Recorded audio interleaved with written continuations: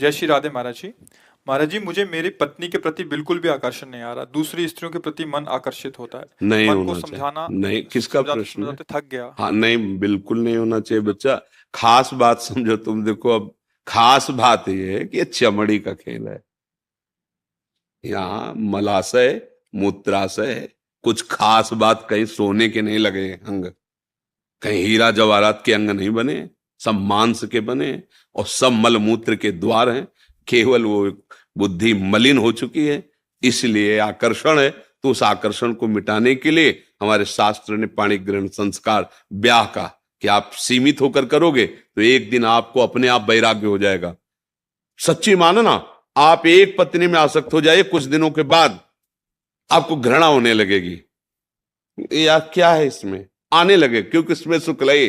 तभी देखा है हमने, गांव में देखा है, थोड़े थोड़े संतान हो गए, दरवाजे के बाहर चारपाई में लेटने लगे, अपने आप संयम में आने लगे।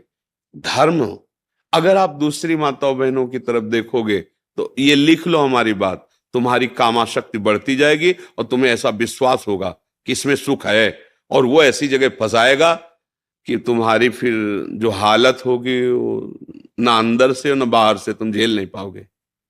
पक्की बात है, पक्की बात। गुरु जी की ये बात को हमें ध्यान में रखना होगा। दूसरी पत्नी और दूसरे पति पर नजर डालने से हमें पाप बढ़ाएगा।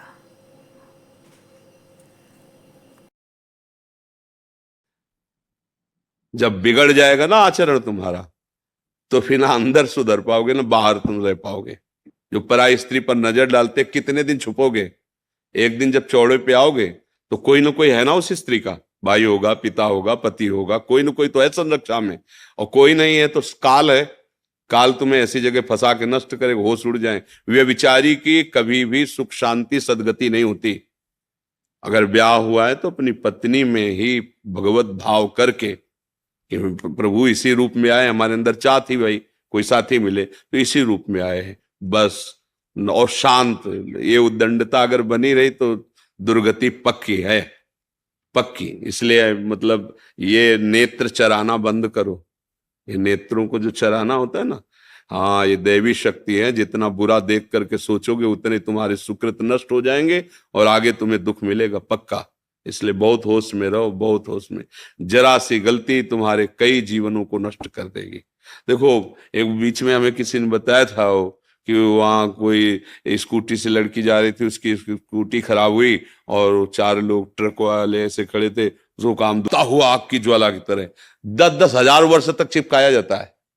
जलते रहो, मरना है नहीं।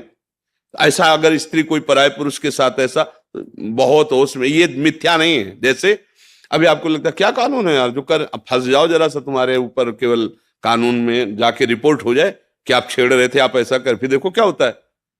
अगर आप प्रमाणित पाए गए तो आपको सजा हो सकती है, आजीवन कारावास या जो भी दंड मिल सकता है। तो है ना दंड विधान, तुम्हारी मनमानी से थोड़ी है। ऐसे ही ये भागवतिक दंड विधान जो नरक, अरे कहां नरक स्वर्ग, ऐसा नहीं है। जेल है ना भारत में, दंड विधान है ना। अरे बोले कौन देखता है किसकी, तो जब यहां पकड़ के जाते हैं ना तो पिटाई चौराहे पे नहीं की जाती है, कभी हानि होने वाली नहीं। बहुत अच्छा भी आपका हृदय है जो आप अपने दोस्त को पकड़ पा रहे हैं और उससे निवृत्त होना चाहते हैं। कभी ऐसी गलती मत करना। नहीं नहीं, ये सब वो भयानक पाप है जो मतलब बिल्कुल नष्ट कर देते हैं। आज समाज इस बात को नहीं देख रहे। बहुत खुशी होते हैं जब किसी के साथ गंदा व्यवहार करने का अवसर मिलता है, समझते मानो मैंने बाजी जीत ली। जीत नहीं ली, इसका परिणाम जब आएगा तब, चाहे स्त्री हो चाहे पुरुष हो, जब परिणाम आएगा तब देखना। थोड़ा हमारे मालिक के दरबार में रजिस्टर विलंब से खुलता है।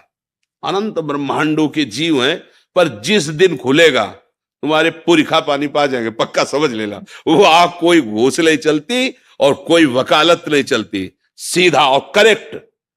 भ्रम नहीं हो सकता। ऐसा नहीं कि मैंने ऐसा नहीं किया था, ऐसा नहीं है। वो तुम्हारे हृदय में ही बैठा है। एक बार स्वीकृति उसको कराई जाती है, ऐसा हुआ कि नहीं उसको दिखाई दे रहा, बस तुरंत उसको भोग दंड मिलता है उसका। इसलिए बचो, राधा राधा राधा इसीलिए कहते हैं। हाँ, नाम संकीर्तनम यस्य सर्व पाप प्रणाशनम। जिनका नाम कीर्तन करने से सारे पाप नष्ट हो जाते हैं। सबसे गलतियां होती हैं, प्रभु क्षमा भी करते हैं। तो राधा राधा नाम जप करो, कभी ऐसा नहीं। माताओं बहनों की तरफ ये देवी शक्ति है, जो अपने पाणी ग्रहण करके धर्म के अनुसार स्वीकार किया वही भाव रखो। नहीं ब्याह हुआ तो संयम से रहो, भजन करो, मुक्त हो जाओ। भगवान ने मनुष्य जीवन भोगों के लिए नहीं, भजन के लिए दिया है। एक उम्र के बाद भगवान की चिंता ने हमें मानसिक शांति और सुख देगा।